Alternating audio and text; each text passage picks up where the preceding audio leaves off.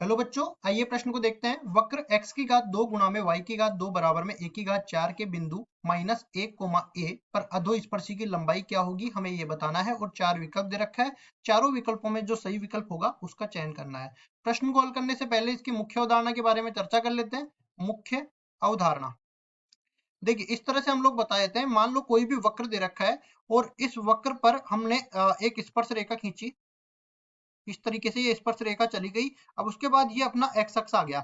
अब एक्स अक्ष से इस स्पर्श बिंदु पे लंब डालूंगा। मैं स्पर्श बिंदु से एक्स अक्ष पे लंब डालूंगा तो ये जो लंबाई होगी, यहाँ से इस बिंदु को मैं नाम दे देता हूँ P, इस बिंदु को नाम दे देता हूँ Q, इस बिंदु को नाम दे देता हूँ R। अब ये देखिए, ये जो PR ये PQ है, ये तो स्पर्श रेखा की लंबाई है। लेकिन यहाँ पे जो प्रक्षेप डला है ना, ये PR, ये अपने पास है अधोस्पर्शी। ठीक है, अधोस्पर्शी, इसको सब टेंजेंट बोलते हैं इंग्लिश में। तो अधोस्पर्शी की जो लंबाई होगी वो y1 बटा में m के बराबर होती है। लिखते हैं एल एस टी, सब टेंजेंट मतलब अधोस्पर्शी की लंबाई y बटा में m। यहाँ पे y1 डाल देते हैं, मतलब वो बिंदु के निर्देशांक, बिंदु का y निर्देशांक वो नीचे आ जाता है। इसका जो ढाल है वो इसके नीचे आ जाता है, और जो भी आएगा उसका हम लोग मापांक ले लेंगे, क्योंकि दूरी हमेशा धनात्मक होती है। ये हमारे पी आर के बराबर होगी, ये मैंने समझा दिया है। और इसके बाद देखिए, सवाल में जैसे बोला है, वक्र का समीकरण दे रखा है एक्स स्क्वायर गुणा में वाई स्क्वायर बराबर में ए की घात 4। तो बिंदु क्या दे रखा है, -1, a।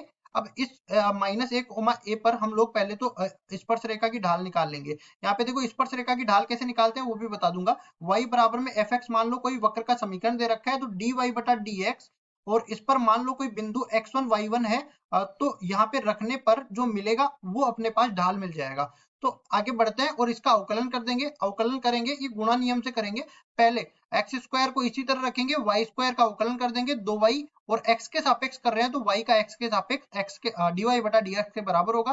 प्लस इसमें देखिए, इस तरह से बता देता हूं मैं, u गुणा v का कर रहे हैं तो u को इसी तरह रखेंगे, v का अवकलन कर देंगे। फिर v को इसी तरह रखेंगे, u का अवकलन कर देंगे। अब देखिए, यहाँ पे y स्क्वायर को इसी तरह रखेंगे, x स्क्वायर का x के सापेक्ष अवकलन जो होगा वो 2x के बराबर होगा। और बच गया अचर पद दूसरी तरफ, अचर पद का अवकलन 0 के बराबर हो जाएगा। तो कुल मिला के अपने पास दो तो पूरा लेके काट देंगे।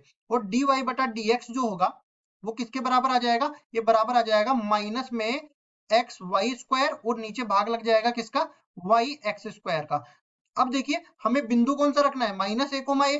तो वही अपने पास ढाल के बराबर हो जाएगा। तो m किसके बराबर हो जाएगा, dy बटा dx जो है, इसमें बिंदु रख देंगे -a, a।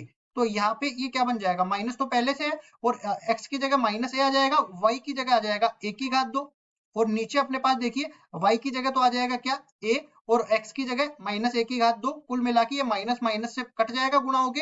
और यहाँ पे ऊपर भी a क्यूब, नीचे भी a क्यूब, कुल मिला के ये 1 के बराबर बन जाएगा। m का मान आ गया 1 के बराबर, और इसी तरह y1 का मान किसके बराबर है, 1 के बराबर है। तो कुल मिला के अपने पास ये जो अधोस्पर्शी की जो लंबाई है वो मैंने बोला था y1 बटा में m के बराबर होगा, और इसका मापांक होगा। तो ऊपर तो a आ गया, नीचे 1 आ गया, इस पूरे का मापांक लेंगे तो पूरा a के बराबर आ गया। मतलब कि अधोस्पर्शी की जो लंबाई है वो a के बराबर आ गई। अब देख लेते हैं कौन से विकल्प में अपने को a दे रखा है। तो विकल्प नंबर सी में दे रखा है, विकल्प नंबर सी बिल्कुल सही उत्तर हो जाएगा। आशा करता हूँ ये सवाल आपको समझ में आया होगा। धन्यवाद।